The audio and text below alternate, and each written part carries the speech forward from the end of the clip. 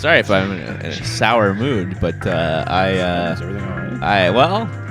It was until yesterday night. I get home from work. I open it. I love to get the mail. I love to check the mail.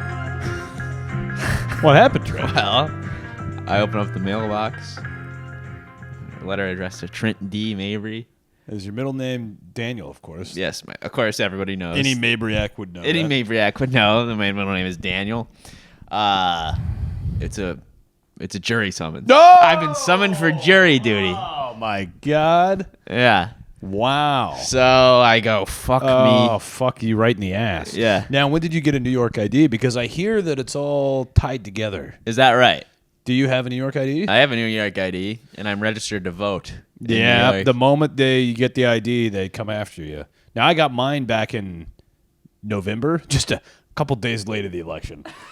And couldn't vote. Yeah, sure. But I got the wouldn't have made ID a now. difference anyway. Didn't make a difference. I got mine the first year I moved here. Oh, so you've had yours for a minute. 4 years probably, yeah. And so anyway, I opened it up, and I thought apparently how it works is they give you on March 21st. I have to call a number Oh, my God. after 5 p.m. and then they tell me if I have been selected. You called the number, and it's just, yes. Just hang up. And so they tell me if I've been selected. And if I don't get selected that day, I have to continue calling for 5 days in a row. For 5 days? And then if I don't get picked, I'm good. But chances are, one of those days I'll get picked. Well, can't you give them a reason for maybe You you're... can postpone, but you can't cancel. Well, can't you say I'm actually a racist? So I would be a bad juror. I believe you have to go down there to do that. You have to go in person to You have do to go that. down there. So they So they summoned pick- you. There's like multiple steps There's to it. a lot of steps. So yeah. step one is you just go down, and then they go, what do you think about murder? And I go, I'm a big fan. I'm a huge fan. yeah. And what do you stand on black guys? And I go, well, between you and me.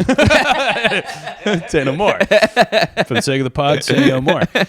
Okay, so now this starts March 21st. March You gotta make a 21st call. after 5 p.m.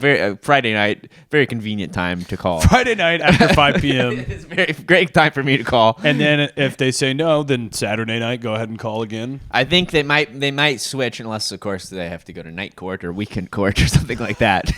You've been summoned for night court. So good news, you don't have to miss work. Yeah.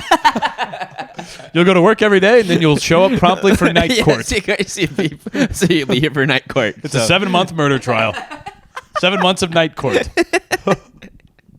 So no, apparently, I'm assuming it skips the weekend, so I would have to call again on Monday.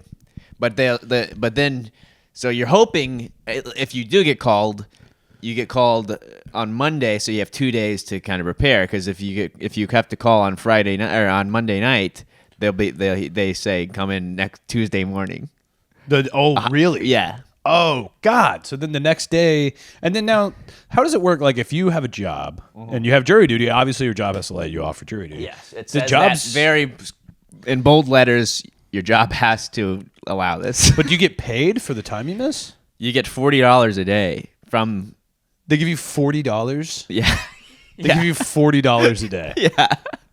And so your job doesn't cover it. No.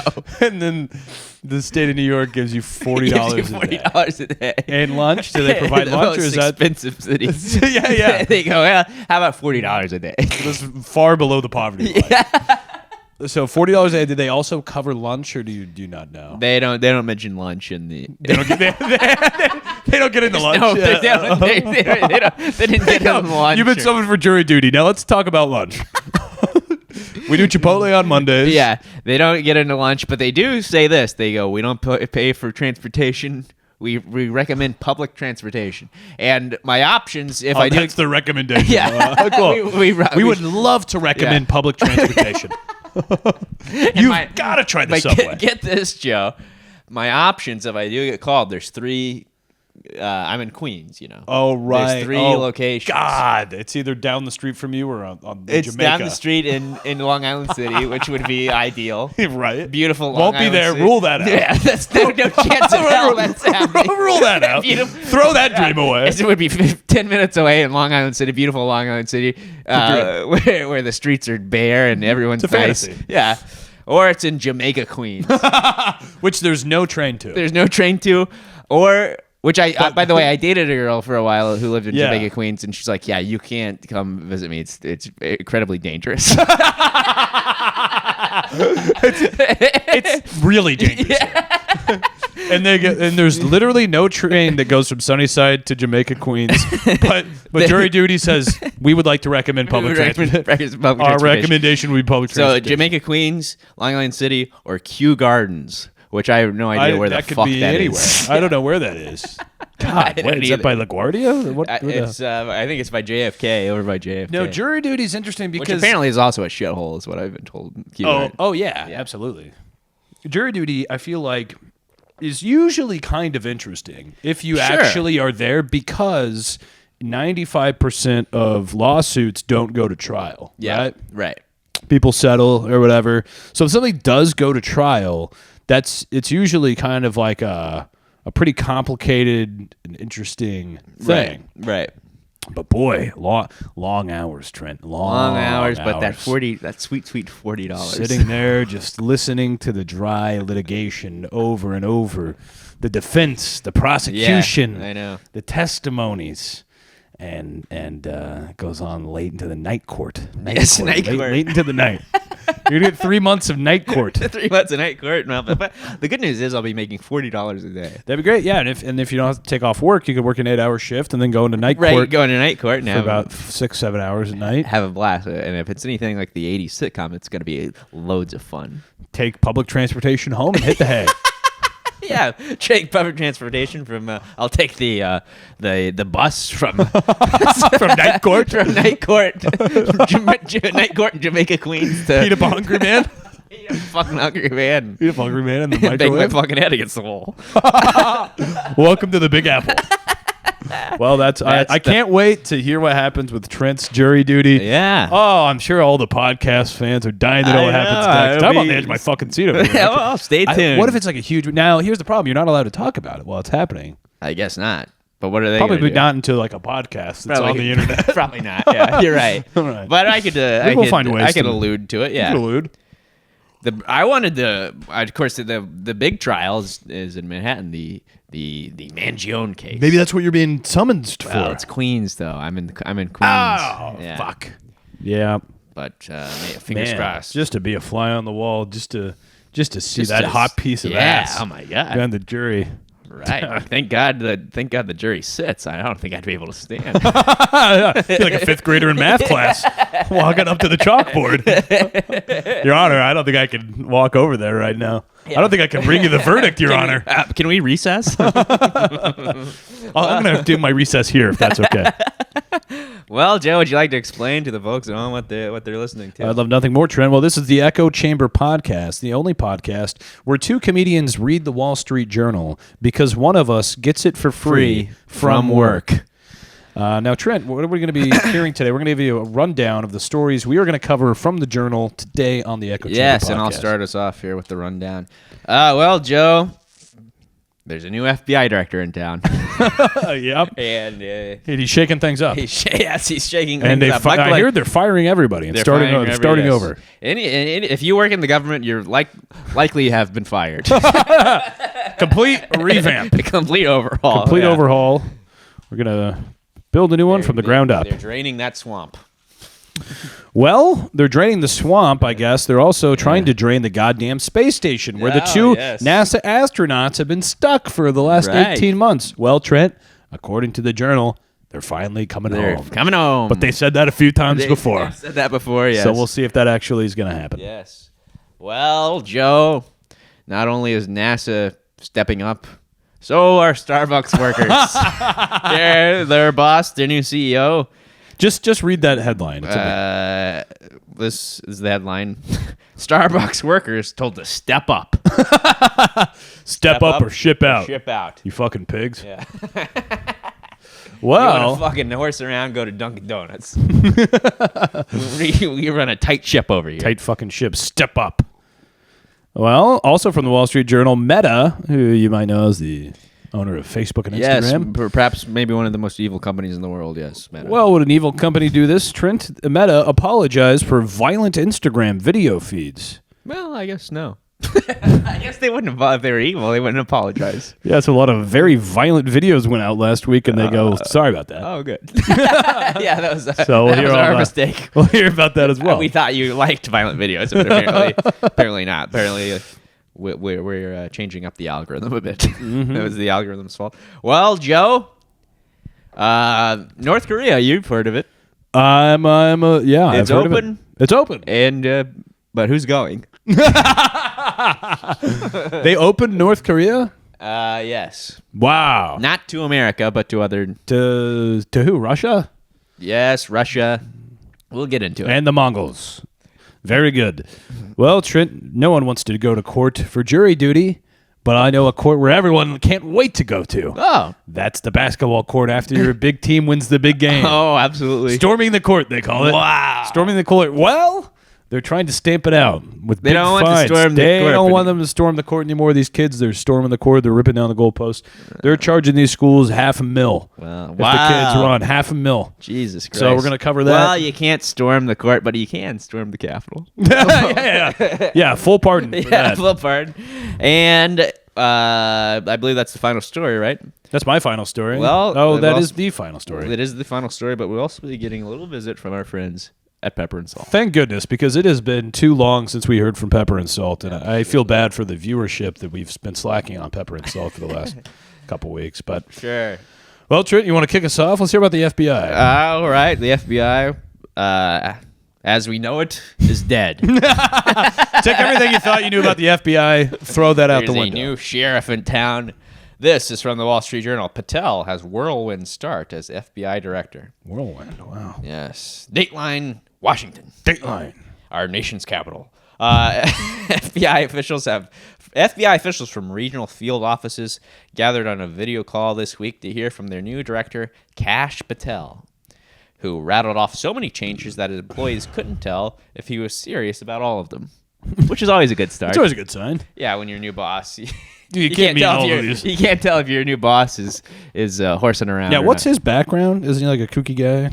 He's a bit of a kooky guy, yes. He's That's what it says here. Yeah, kooky, he's crazy guy. Kind of a kooky, crazy He guy. went to clown college He went or to something? clown college, yeah. Well, he was planning to reorganize the Federal Bureau of Investigation with a regional command structure, raise fitness requirements for special agents, and arrange a partnership between the FBI and the UFC. The UFC? Yes. The Ultimate Fighting Championship. He would What? like them to work together. You gotta be shitting me. What? No, he would like... Well, at first you said fitness requirements. I go, yeah, that makes sense if you're Sure. an agent, if you're James Bond. yeah, stay you got to be in shape. shape, yeah. But they're going to partner with the Well, ultimate they're partnering up with the UFC. FBI, UFC. The FBI, UFC, and That's a nice they're going to name have to the FBI, new FBI agents. They're going I- to they're going to fight in the octagon. I mean, that is so It's like a stupid. child. I literally can't wrap my head around it. It's an idea a child would have. I get if it was like the Marine Corps, you'd still be like, this seems a little off. Yeah, it doesn't really get into what the partnership would be. FBI, they're detectives, right? Yeah, they're detectives. They don't really like do martial arts They- necessarily, right? No, it's not like It helps, I It, think. it would help, sure. Yeah. but it's not like a Hollywood film. I mean, it would really help. it's not like a Hollywood feature film. Well, maybe they want it to be more like one. I guess so, but. Okay, so So anyway, he would like to partner with the UFC, and which is a league run by a close friend of President Donald Trump. Jesus Christ. He said he didn't like. He also said he didn't like meetings. He didn't like meetings. Amen, brother. Let's get the UFC in there. Fuck meetings. Yeah, meetings suck, dude. This guy rocks. Meetings suck. Yeah, what would the Federal Bureau of Investigation need to meet for? I can't think of anything. Everyone should just be a sole independent agent, like James Bond. There shouldn't be Sort of team rogue. projects. We need a sort of a bunch of rogue investigators. Rogue investigators. Yes. Lone wolves. Yes, Sigmas. lone wolves. That's the best course of action. The weekly video conference might turn into a monthly one, and at one point he stepped out to take another phone call. So he was. He of course he doesn't like meetings. No, he's swamped. But he by was. him. So he's inundated by him. He was. Yeah. So he was talking to all. This is his first meeting. He's talking to all his employees, and he goes, "Hold on, I gotta get this." he stepped out, took another phone call. Probably talked to Dana. Probably the director of the UFC. Dana White. Yeah. But Patel, our producer. Our producer's here. She's trying to tell us something. But maybe Patel's got to her. He doesn't like being badmouthed. He's trying to silence her. Yeah. Patel, a prosecutor turned political operative, has promised radical change at the agency, including plans to shift part of the focus from national security work and foreign threats toward fighting violent crime across the U.S. And other Trump priorities. So instead of... he'd like to focus on U.S. citizens. He would like to partner with the UFC and sort of focus on U.S. citizens. Maybe Kind of shift the target to the threat within. The threat within, yeah. The great threat And within. partner with, and the new partnership, he's going to teach the agents how to choke out U.S. citizens. That's kind of his big new plan.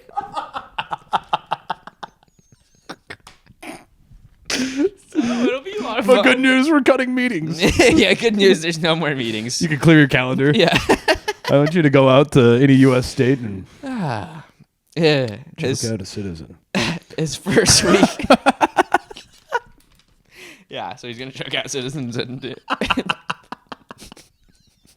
and if you steal a pack of Trident gum, you're gonna be a victim of the ground and pound method. The ground and pound method, yeah. They bring that back.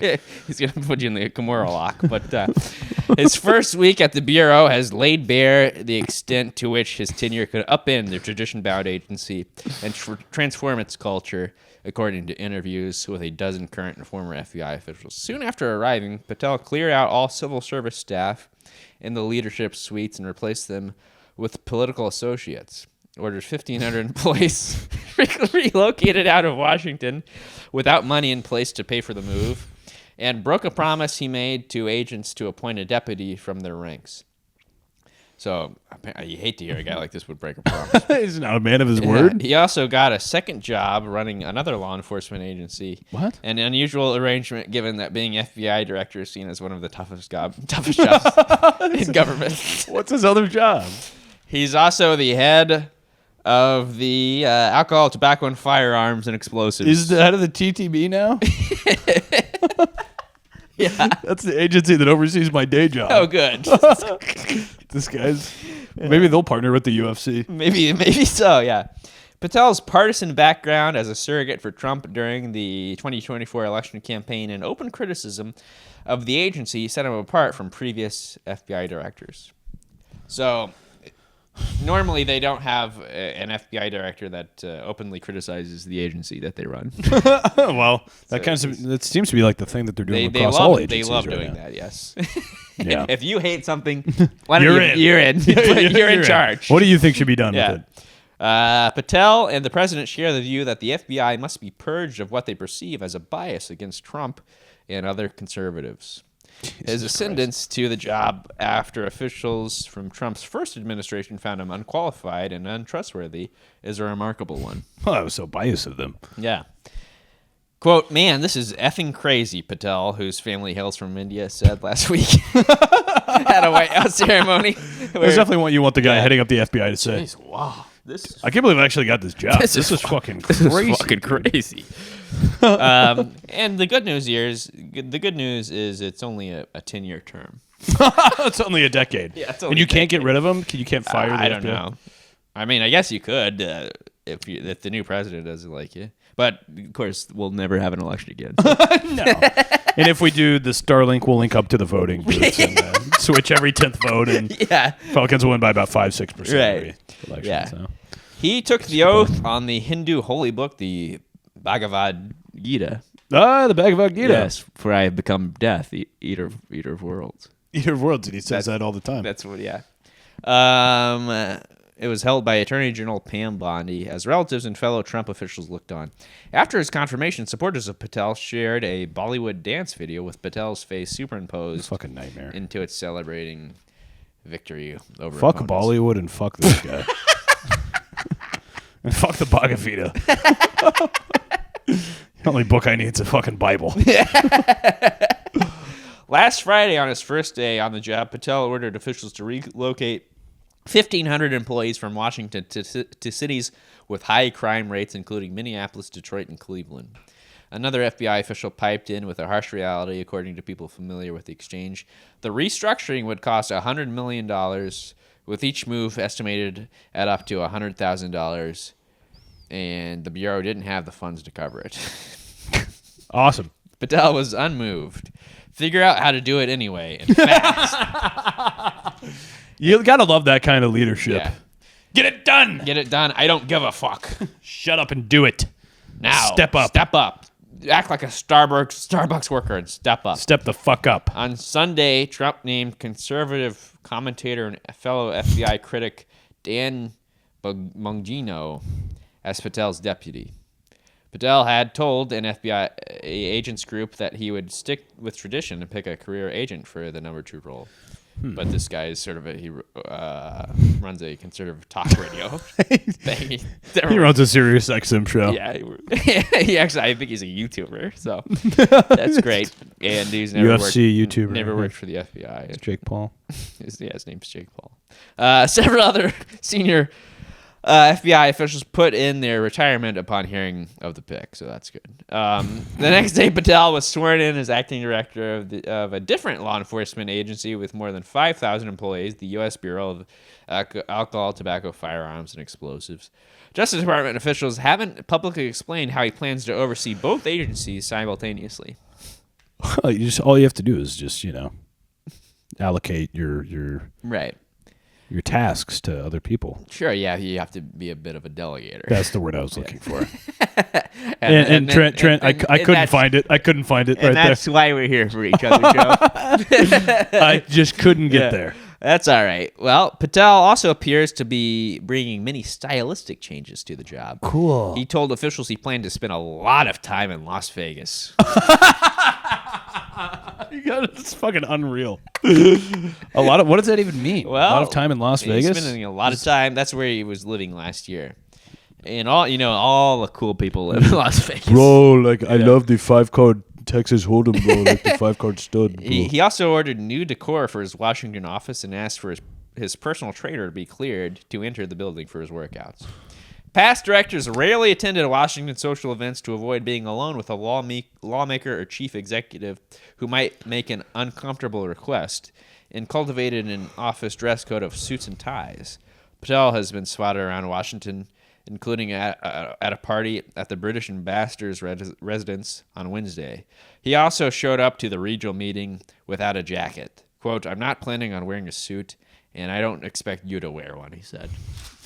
Cancel the meetings, throw out the suits. We're going to Vegas, We're going baby. to Vegas. UFC. Casinos. Vegas. We're going to watch some UFC, and we're going to choke out every... We're going to go to Minneapolis and Cincinnati and choke out poor people doing petty crime, a.k.a. black people. We'll call it the War on Drugs, Part 2. If you're not down with it, get on board. Step up. Step up or ship the fuck out. Wow. So anyway, that's a lot of fun. Well, that'll be awesome. I can't wait to see how that unfolds. Yeah. I'm sure that a guy like that in this position and all these YouTubers doing these jobs will do nothing illegal at all. Oh, yeah, I can imagine. I'm sure there won't be investigations for decades to come. Well, Trent, I'll tell you who's might have a trip to Vegas in their future as well. Wow. Or hell, anywhere on Earth. Sure. Anywhere on Earth. Yes. 2 astronauts, NASA astronauts, that have been stuck in the space station. Yeah, we've covered them a few times on the pod. A couple times while they're preparing for their return trip. Good. You know what? If I were them, I was I was seeing what was going on, but I'm good. I'd prefer to stay in space. I would also say I don't believe that I'm actually leaving this. Right. Until the fucking ship is here. They even brought a ship there, and then it turned around and left without them. Yeah, they go, we fucked up. They go, a couple bolts are loose. We fucked up. Now is SpaceX involved in this? SpaceX is getting them out of there. And that's great because they just had a rocket ship blow up. Yeah, well, I can't imagine that would happen with people inside of it. I can imagine. That's never happened before. No. Yeah. People weren't watching. It's not like the whole country was watching it. A rocket ship go out. It exploded with, I don't know, 7 or 8 people. Yeah, 7 or 8 teachers, yeah. Well, Butch and Suni are ready to come home. The NASA astronauts Barry Wilmore and Sunita Williams, who often go by their nicknames Butch and Suni, yeah, are poised to fly back to Earth after spending almost 9 months. Okay, it's 9 months aboard the I thought it's been like 2 years. The International Space Station. Far longer than the roughly week-long stay NASA planned. They were supposed to go there for 1 week. That's crazy. 9 months. Wilmore it's and like Williams. Hotel California. Yeah, just like Hotel California. Yeah. Just a lovely My favorite place. tune. That's Donald Trump's favorite song. Well, That and the YMCA. He's not wrong all the time. And what to do, FBI around? He's never wrong. He's never wrong. I'd like to say that into this microphone. Never wrong, Well, after Wilmore and Williams, veteran military pilots and astronauts who've flown on the ISS before, International Space Station, Sure. have said they were always ready for curveballs during their mission. We came up prepared to stay long, even though we tried to stay short. Sounds like they kind of wanted to stay long. Yeah. Wilmore said Tuesday during a briefing, quote, "That's what your nation's human space flight program is all about.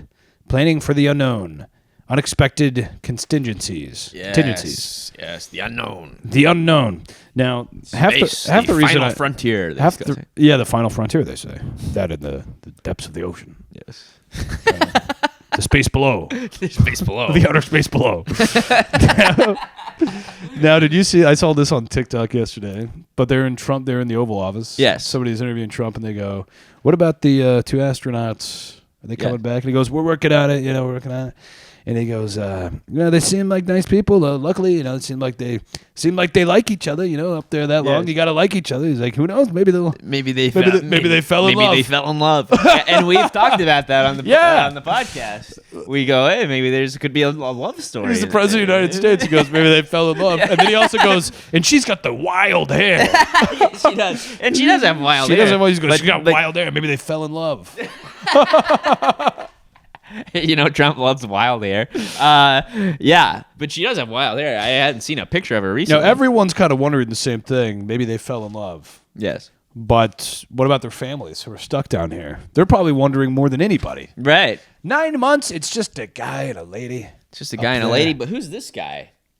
Don't worry about him. Okay. No, there actually are a few other people on board at the International Space Station. Well, perhaps there's maybe a giant orgy. That's what. Giant orgy. That's all they do. Write in my all they do is fiction. fucking suck up there. That's what else are you gonna do? I was talking about this last night with Lizzie Cassidy, friend of the show. Welcome anytime. Yes, she's been on the show. Yeah. But wouldn't if you're floating around?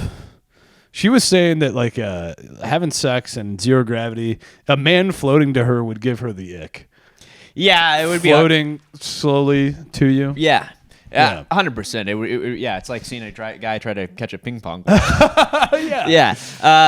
Yeah. You can't really be sexy in sex, floating around. Even if you had sex in zero gravity, it's like having sex in a pool where it's like not.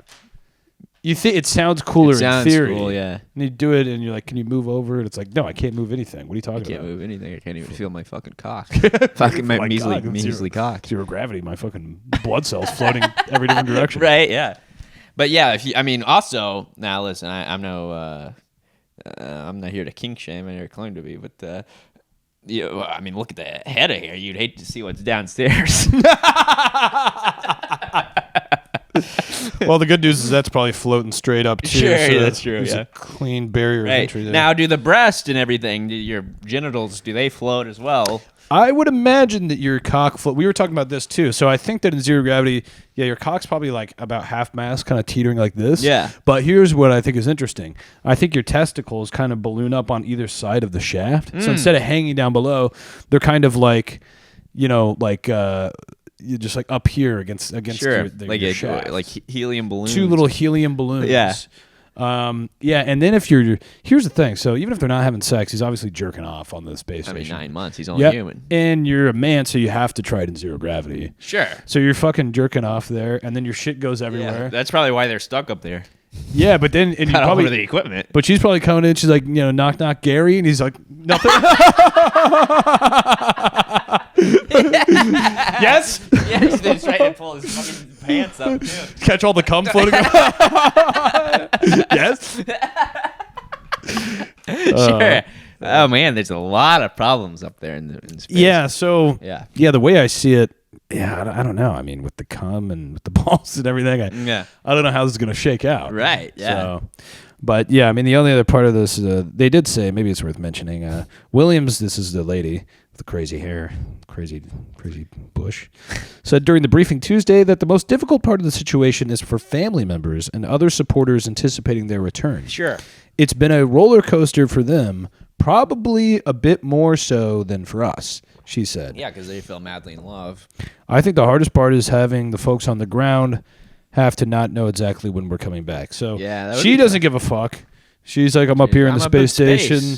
Yeah. I don't care about them. And those sorry fucking losers are down on the earth taking the kids to daycare every day. Yeah, getting told to bend over and eat shit. Wondering every day if their fucking wife is fucking some guy named Butch. Yeah. In the space station.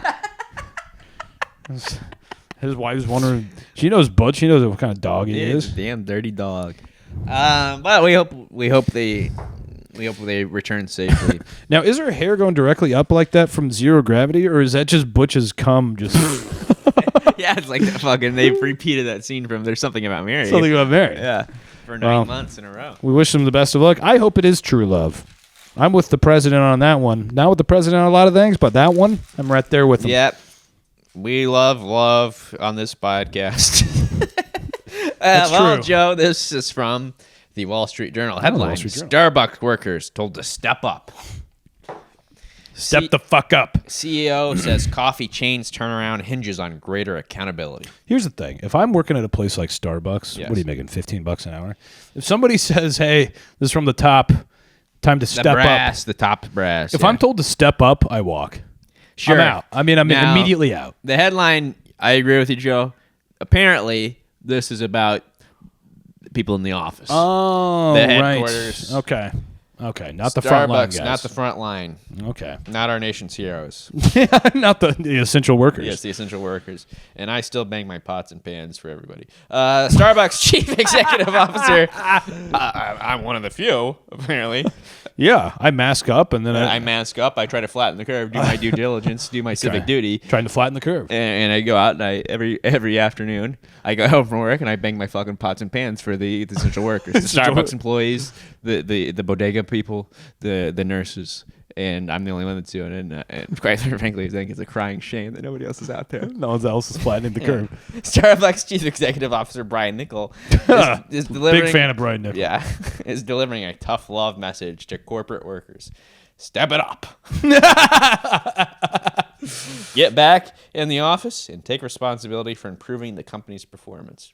Quote, we're not effective on how things get to the store, and we're not effective in making decisions and then holding each other accountable to those decisions, Niccol said in the Eternal Forum at the chain's Seattle headquarters. Dude, everything's easy for this guy to say. He just goes company to company. Yeah. He changes the numbers by like 5% and then takes the next job. Right. Yeah, he used to be a Chipotle guy. Yeah. And he did that fucking...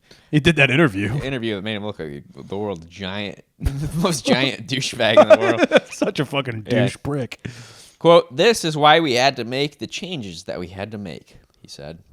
Niccol arrived at Starbucks with a mandate for change. He said Tuesday that the chain's... Mandate? Like he's an elected official? I've got a mandate. I've got a mandate, damn it. And then Representative Al Green stood up and he goes, you have no mandate. He fucking waved This is Starbucks. Niccol, he said Tuesday that the chain's U.S. stores are starting to improve through measures such as bringing back self-service condiment bars and ceramic cups. Oh, great. Yeah. That'll change everything. So you ceramic cups, that'll change it all. I never When did they have ceramic cups from 1999 to 2000? Yeah, anytime And then I've they been go, to Starbucks, obviously, we won't do this anymore. insane. Paper cups, get them in and out. Paper, plastic. We need Paper, more. plastic, get it in and out. I've never had a ceramic cup at Starbucks. No. I do remember the self-service condiment bar. That's kind of fun. I would fucking Wait, did that go? Oh, yeah, that went away. yeah, it went the way of disco. But I We might need to update that one, yeah, too. I know. I kind of like it. It's fun to repeat it all. Nice to get a rotation going there. Sure. But yeah, the self-service condiment bar. You when I was a young high schooler, you could pour your own fucking cream, and I'd fucking pour it all over the counter. Yeah, we used to have agency, and I would spill sugar all over the floor, and then I'd rub it into the carpet fibers with my shoe. Right. And I'd use my little swizzle stick thing, throw that on the counter, and say, "Leave it for the elf." And then I'd sneeze into the cream, and then I'd knock it over. Yeah. But some of those moves were low-hanging fruit, he said. And the company needs to transform its corporate operations to succeed more broadly. Quote, make no mistake, we're in a turnaround, Nichols said. We got to untangle a few things right now, but you know what? It's all things we can untangle. I mean, it's just corporate. It's just nonsense words. Yeah, Starbucks is striving to win back business as consumers' financial stresses deepen, which adds another challenge for the company. Starbucks needs to be more judicious in the initiatives it rolls out to cafes to better serve customers and get them to return. Even small things in cafes need more attention, like ensuring cafes' electrical outlets are functioning so customers can linger, Nichols said. Yeah, we need a bunch of lingering customers. Yeah, we need the lingerers. We need ceramic cups and lingerers.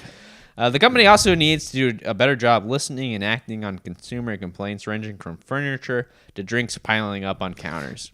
We have way too many follow-up meetings to fix too many surprises, Nichols said. We've got to stop it. The company plans to formalize its new leadership structures and meetings later this month. I don't think any of that's going to change anything. I don't think so either. Even if they make Starbucks It's all a little bit nicer or whatever, right, and bring ceramic cups and keep it cleaner, sure. It doesn't change the fact that people have like an appetite for like local coffee shops now. Yeah. You know what I mean? Because that used to be, Starbucks was like a novelty in the 2000s. Right, now there's one, you take two steps, there's one. There's a fucking, even in fucking Indiana, there's a kooky little coffee shop with homemade fucking snickerdoodles there. Sure. That some, fucking, blue-haired lesbian runs. And she sources I don't know how she does it, but she's got the best coffee in town. She got the best coffee in town. How the fuck am I going to go to Starbucks? Right, yeah. I want my barista to have blue hair and a lip piercing. Is that? I support lesbians. I'm going to local places. Listen, well, I know the tide seems to be turning against that, but we support lesbians on the podcast. And we always have, and we're going to stick to that. Well, Trent, this one though, what the FBI director tells us. Yeah, we'll see what. I'll take on Chuck Liddell. I don't give a fuck. We'll see what the next directive is from the FBI. We might be reversing that. Well, Trent, this is from the Wall Street Journal. Yes.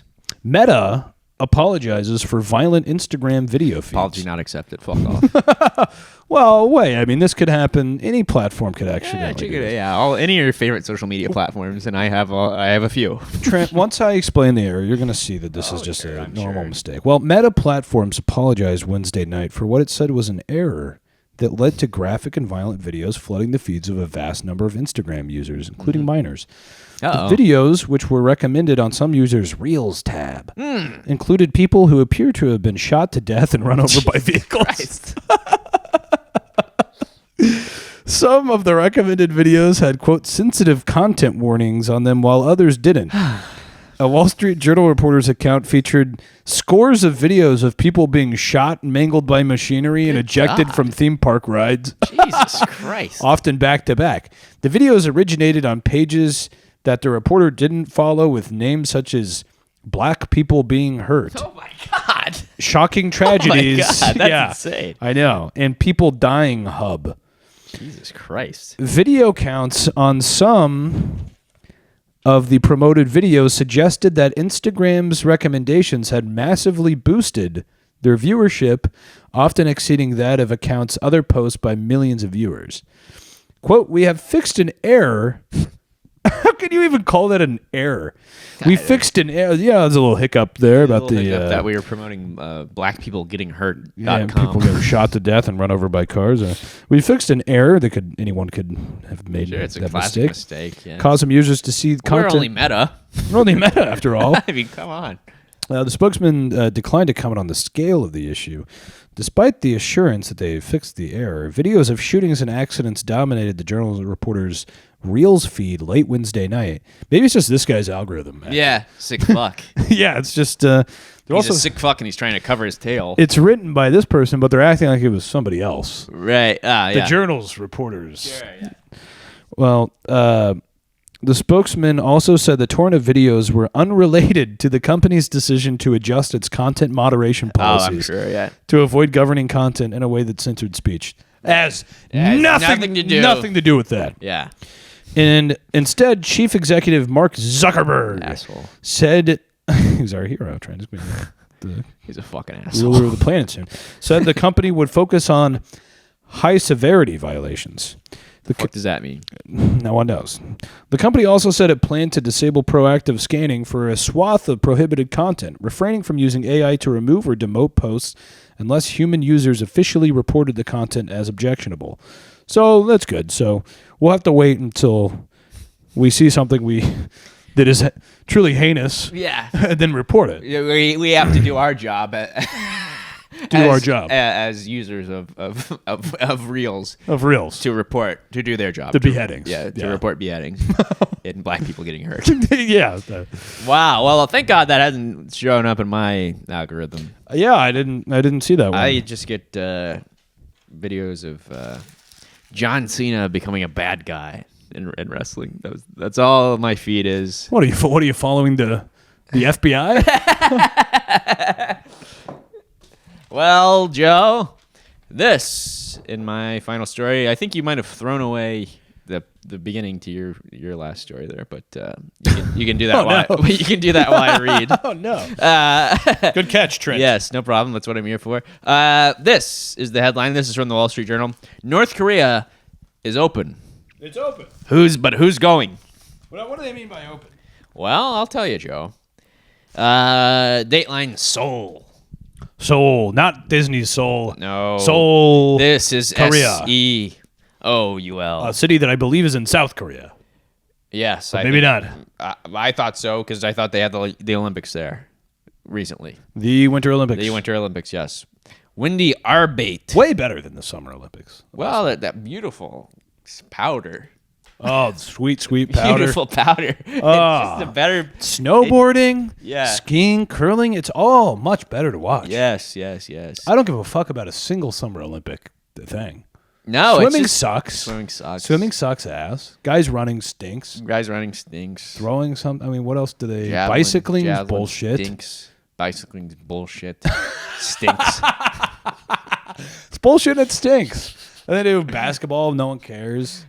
Sand volleyball is the only nice part of it. Yeah, those guys playing sand volleyball. But yeah, you're right. The Winter Olympics are so much better. It's just I think the backdrop, the beautiful snow, is just so much better than ice. Perhaps next year. Yeah. Windy Arbate had an unusual vacation announcement during a recent talk with her boss, not her bus, that would be wild, at the University of California school system. Quote, "I'm going to North Korea," the 47-year-old said. Fucking moron. I don't feel bad for these people when they go, "Help, I've been trapped here for 3 years." Yeah, I agree. Yeah. Please. Don't fucking go. Yeah. Well, weeks later, Arbate found herself in a restaurant at the Namsan Hotel, where a Budweiser refrigerator case sat in the corner. She hoisted a North Korean flag in each hand and posed in front of a celebratory cake. Stupid fucking... Congratulations, it read in Korean. 195 countries. She had visited every nation on Earth except one. In recent days, Arbate, a dual U.S.-German national, notched her final destination after North Korea dropped COVID-era restrictions that had blocked Western tourism since January 2020. So she's visited every country. Oh, I'm so glad they lifted the tourism restriction on North Korea. Quote, I've been waiting That probably took a really a big hit on their tourism industry. Probably took a giant hit. Yeah, I know. Well, Wow. it's another COVID casualty. It's like Italy, you know? I mean, Quote, I've been waiting for North Korea for 5 years, Arbate said. The experience was good enough that I would go back. And she said that. I guess they haven't been released. She said that with a gun to her head. The first Western tourists are trickling back into the totalitarian Kim Jong-un regime. They're goal-oriented globetrotters. North Korean nerds and YouTubers willing to drop everything to visit one of the world's most dangerous places, potentially dangerous places. The vacationers saw North Koreans singing school children tout Kim as the very best in the world as a large screen showed animated missiles rain from the skies. Yeah, this will be our country in about 6-7 years. Right. So. Itineraries included demonstrations of traditional bean cake making. Bean cake, delicious. I can't wait to fly back to North Korea and have bean cake. Delicious bean cake. Visits to a beer brewery. You would like that. A beer brewery. You'd like that, Joe. You like beer and breweries. And dining on cold buckwheat noodles. Kimchi and even flaming snails. Flaming snails. That's kind of that sounds. I would try that. Yeah. Now, but here's the thing: when you go there, from what I understand, there's like everyone's like a paid actor. So you go to like a beer brewery. There's like people pretending to drink beer.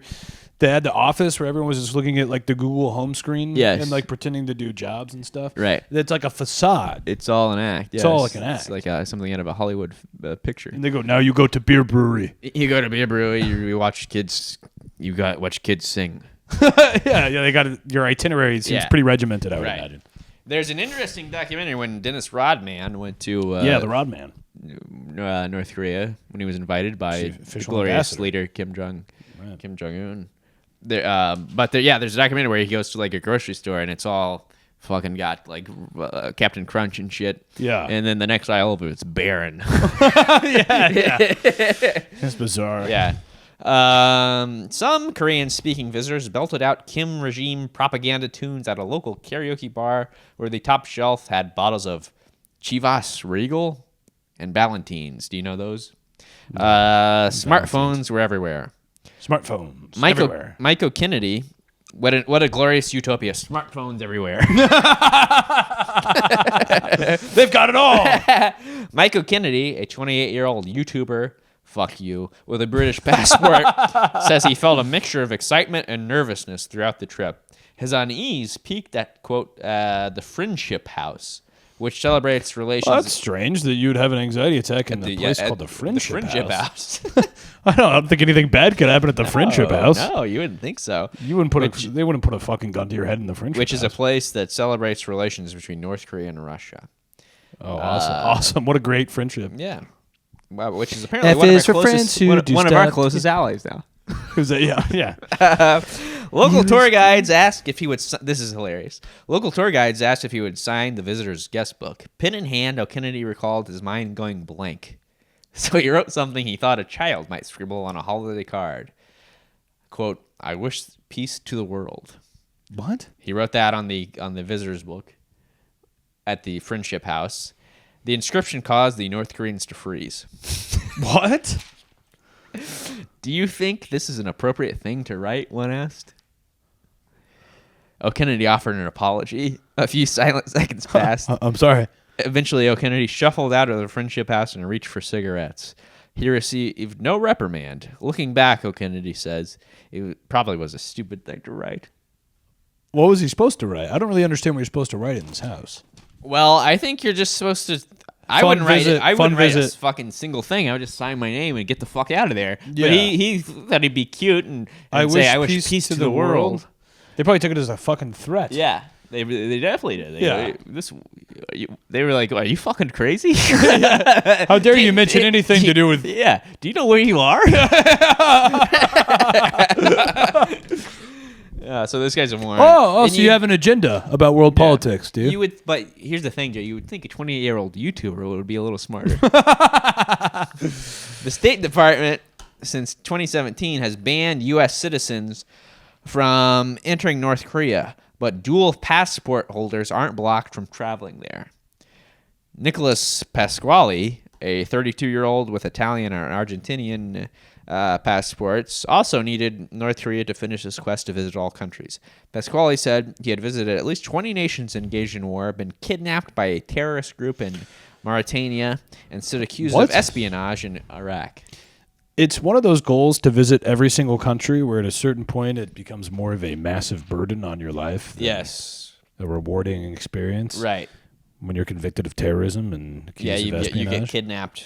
I would like to go my whole life without getting kidnapped. That would be awesome. That would be great. Yeah, or being accused of espionage, but the FBI director probably will. That's coming. Coming soon real, for the Echo Chamber quite podcast. soon. We'll be shut down. By those comparisons, Pasquale says North Korea felt comfortable. I felt very safe, very good. Luka Firminges. Luka Dunkirk. Yeah, Luka, he was traded to North Korea. He was traded to North Korea. They said, lose weight, you fat pig. Luka Firminges, a German national, has 3 million followers on TikTok as a travel blogger. Fucking people should be shot in the head. A former circus performer. He's a former circus performer, Joe. He's a fucking freak. He's a sick freak. He's a fucking bearded lady freak. Fucking freak show. He records himself juggling. He records himself juggling in every country he visits, though this proved to be a challenge in North Korea. The 23-year-old says juggling's a federal crime punishable by hanging till dead. Where joy is grounds for public execution. The 23-year-old says throughout the trip, he had to earn the trust of his North Korean tour guide, who didn't let him film the juggling video in the city center at first. On the trip's final day, the guide relented. I didn't do any bullshit during the tour, he says. You don't want to fight with your guides. So this sounds like guy, trying to juggle is bullshit to me. Yeah, juggling is bullshit. But also, can you imagine being such a fucking loser? I can imagine you're going to North Korea and your tour guide. You go, hey, would you mind if you recorded a video of me juggling? And the tour guide goes, do you know? Also, what are you, crazy? And then, but no, he nevertheless he persisted. And he goes, please film me juggling. Please film me juggling. I need it for my. Please film me juggling. I need my TikTok followers to know I've juggled in North Korea. I've juggled in almost every country. If I could juggle here, in the last country left, that would be everything to me. But I understand you have a tour guiding to do. I understand. If you allow me to do this, you'll probably be executed. But please, for my followers. Please, it's the only country left I haven't juggled in. I just wish peace to the world. But I shouldn't have written that. Oh, thank you. Let me grab my juggling balls. Hold the camera right there. Oh, here I go. Snipers from a guard tower. If anyone juggles, I would picture that a sniper would just immediately unload a few rounds. I would hope they do that in New York. Too. Anyway, no one should be allowed to fucking juggle again. Fuck you.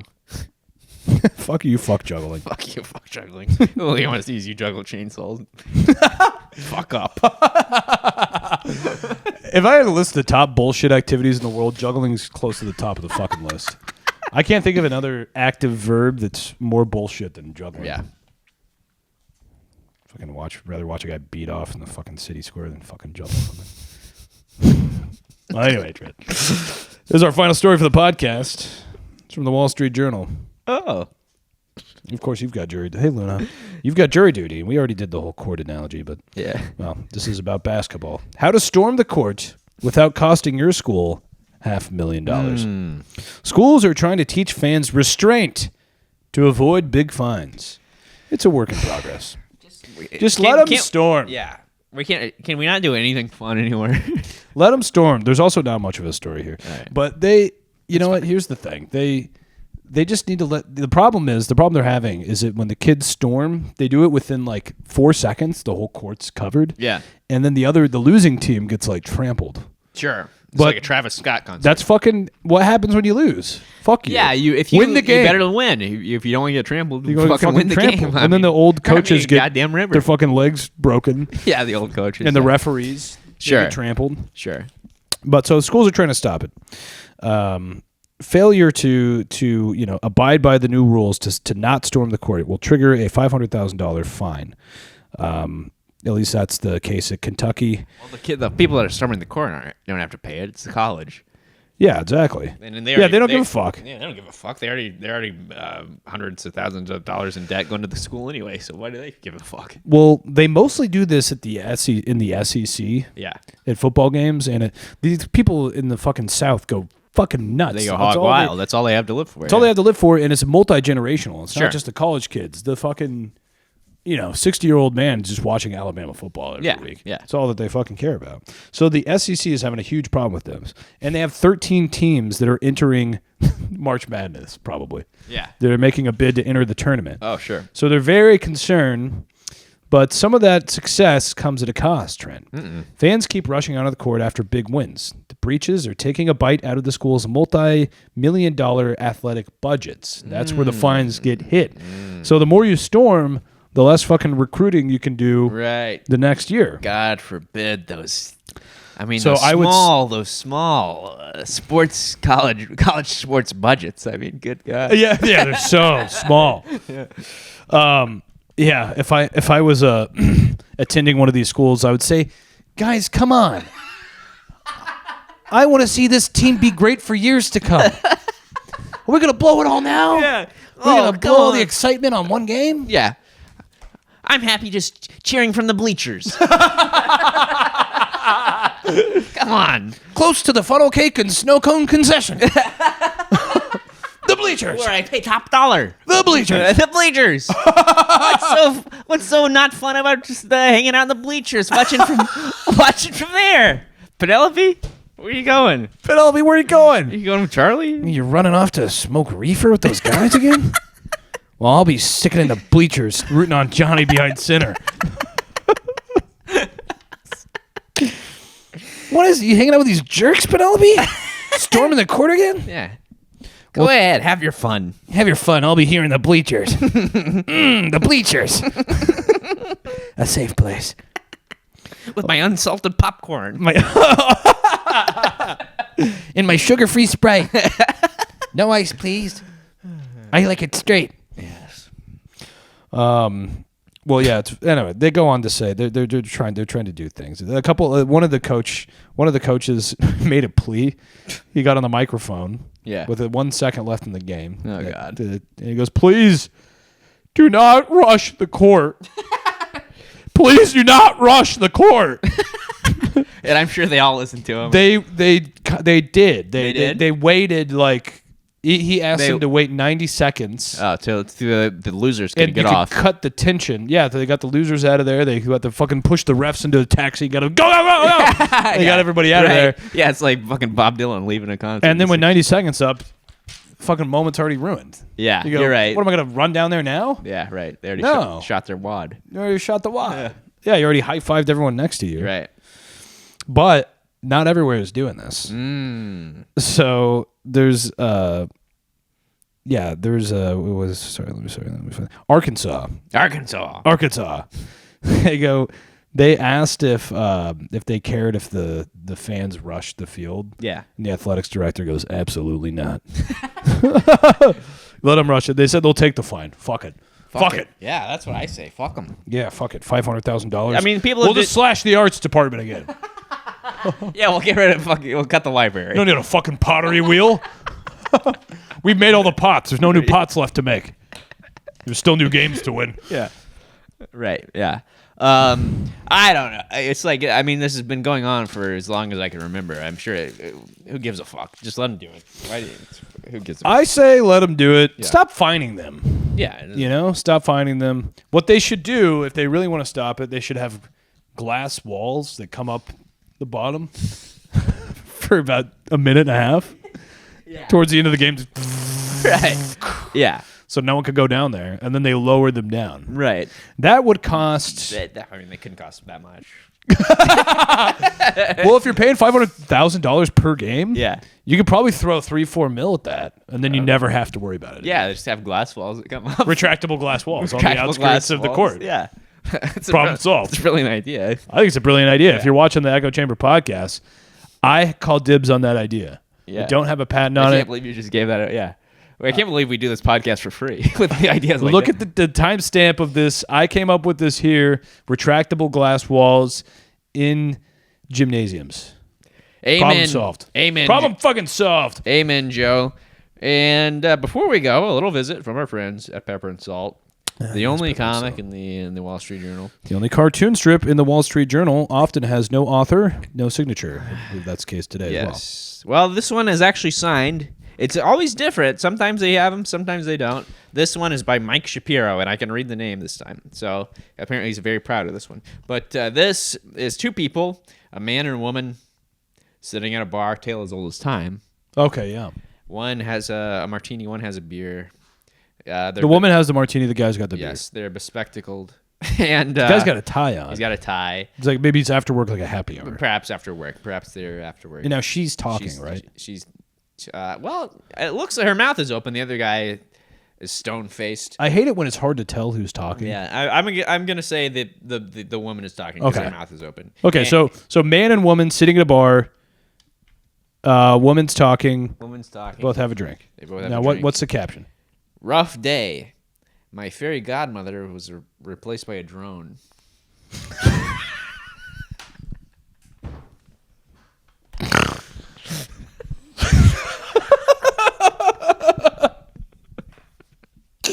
I mean, they just never fail.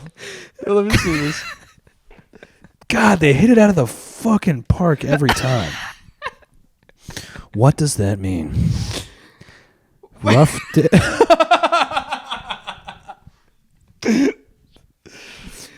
Rough day. Rough day. My fairy godmother, which we all have. My fairy godmother was replaced by a drone.